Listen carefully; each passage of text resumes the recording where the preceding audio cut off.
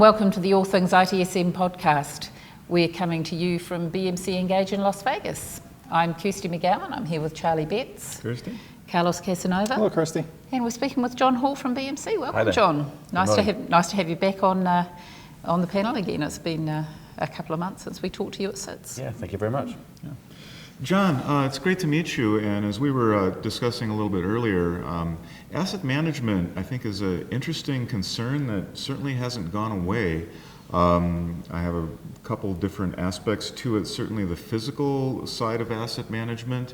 A lot of people think, well, isn't that all just going into the cloud? But I think the reality is that it's pretty expensive to run some of those workloads in the cloud, especially when you understand them well.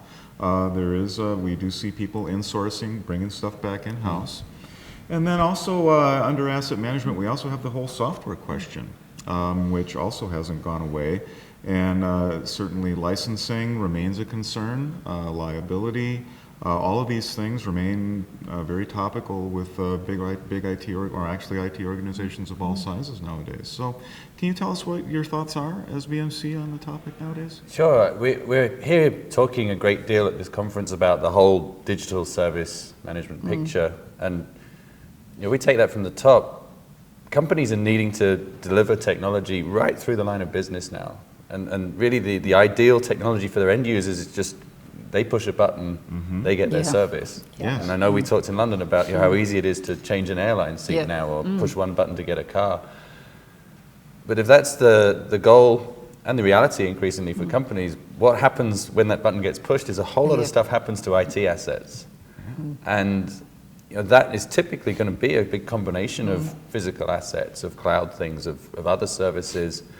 More and more now, we're going to see, Internet of Things type components being the backbone of some of these services. There's going to be 25 billion connected devices by 2020 or thereabouts, and a lot of those things are going to be in enterprises. Services are dependent on them, and service desks are going to be taking calls on those things. So we see ITAM being very strategically important to this, and really evolving into a position where it's giving great visibility on what underpins those services, what the risks are, even how much it costs. The CIO, if they're accountable for profit and loss on these services, well, perhaps 20-30% of the cost of a service is derived from assets. So somebody has to be the custodian of all this diverse data and be providing that visibility to the company. Well, and there certainly is a close relationship between asset management and contract management, and these services usually imply contracts. Money's changing hands somewhere, so that's, I think, another aspect to it. Sure, and that's an area that, if it's not managed in cohesion with the rest of the IT asset infrastructure, because a cloud service really is an IT asset. It's part of the bedrock of these services. There's a company called SkyHigh who produces a quarterly report on how many cloud services are in use in IT enterprises, and they do it quarter by quarter, and the line has just gone up and up and up. I can imagine. So and now the average is around 1,000 different cloud services per enterprise, which is a mind-bogglingly big number. But they're deriving that from really credible data. That's a real situation. I believe it. So, from an asset perspective, and I do obviously a lot of work in the config space, and a lot of times, we're going to start configuring. Really, what we end up doing is sort of this quasi-asset inventory kind of thing. So, do you see that still when companies bring BMC in and we want to do asset, and are they really doing asset? Are they kind of doing some makeshift version of it? Do you see that? See, I'm seeing it from the config side, and I'm assuming there's a lot that they just want to know what they have because they don't know what they have. Yeah, I mean, it varies, and a lot of companies are totally out of control with it and just want to get some kind of some kind of basis. What do we own? Where is it all? Exactly. Who's responsible for it? There's a lot of, there's a very symbiotic relationship between the CMDB function and the asset function, but they are slightly different audiences they're serving. Absolutely. And one of the things that I think is very strong with our solution is that the two underpin each other. So asset management is just underpinned by the CMDB. It gives us a lot of benefits in that you've got typically a lot of with our customers, quite industrial scale discovery, a lot of reconciliation, a lot of, the CMDB is a good engine room to produce good asset data. And then asset management can consume it, and the asset manager can do whatever they want with it.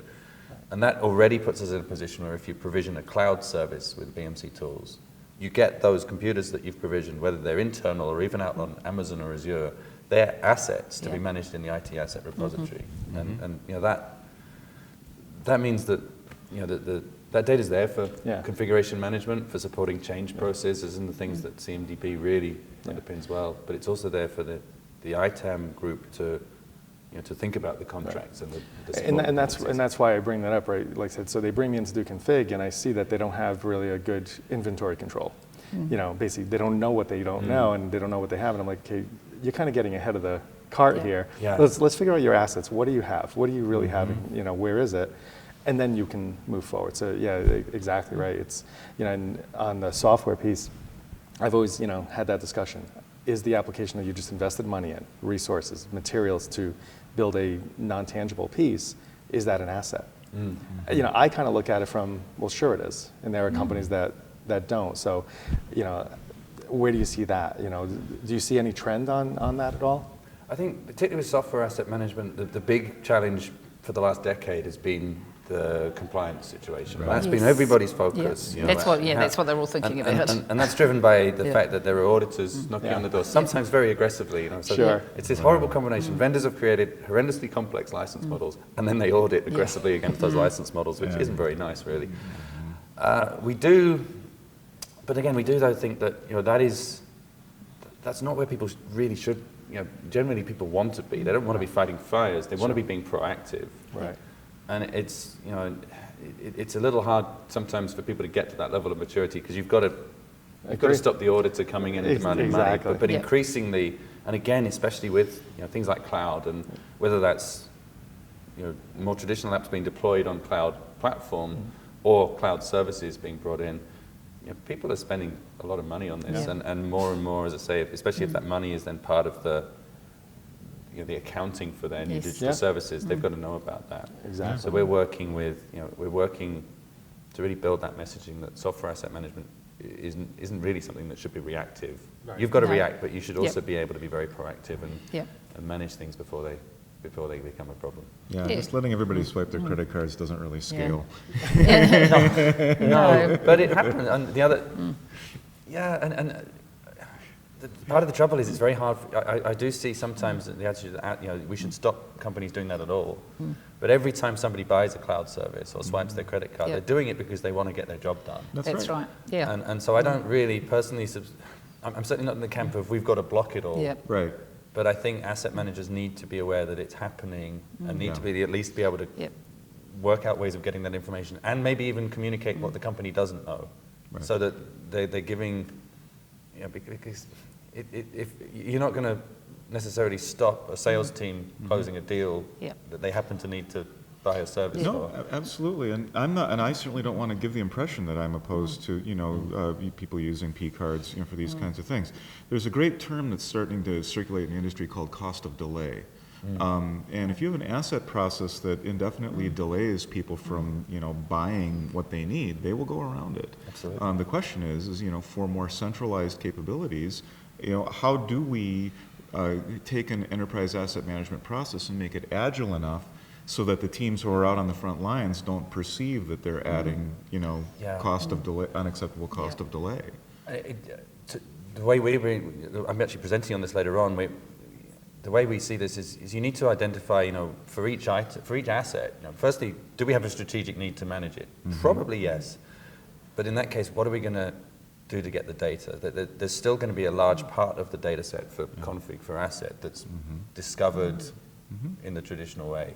You know, maybe a discovery pass every day or week. But a lot of things actually might not even be up for a day or week these days. You know, cloud instances could be up for hours, minutes, even seconds in future. They still might be very important for asset, and so we're steering our tools like ADDM to be much, you know, to be able to do things, you know, a bit more reactively. There's also, as I said, a lot of the time you can even get the data at the point of inception of that item. So a cloud tool might be a great source to grab data as that button is pushed to provision the cloud. That means that stuff doesn't get discovered. I don't think this is a new principle. I mean, we've always done this to make CMDB work. You know, every bit of data we need to know. Firstly, is there a reason it needs to be there? If there's not, then it shouldn't be there. But every attribute, every bit of data, I always say you should be able to say, you know, why it's there, where it's come from and how you know it's accurate. Yep. And this is that principle, if you follow that principle across your database, it's a good database. Yeah, Sure. That hasn't changed for modern asset management. It's just some of the methods of getting the answers to those questions might have changed. Yeah, and Charlie and I were talking the other day about it.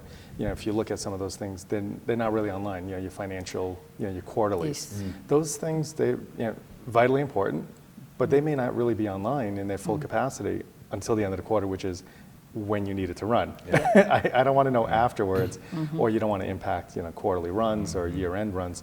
Well, you're not going to discover a lot of those things because they're not online or they're not active. Yeah, that's at a client side I'm working at the moment. That's a very issue they've got at the moment. They need a full discovery, and they said, the vendor who's doing it has said, we'll do it for 30 days. And we've sort of said, well, no, actually 30 days is not going to be enough because we've got end of quarter processes that aren't going to kick in until the end of the quarter. So how do you capture all that?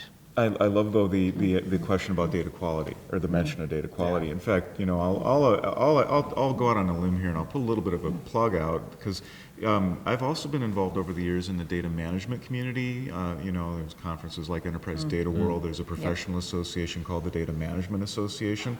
These are the people who live and breathe data quality. And yet when I come in and talk to companies about CMDB, you find that the data governance people are miles and miles away from any discussions about the CMDB. There's a whole process. Data governance is a thing.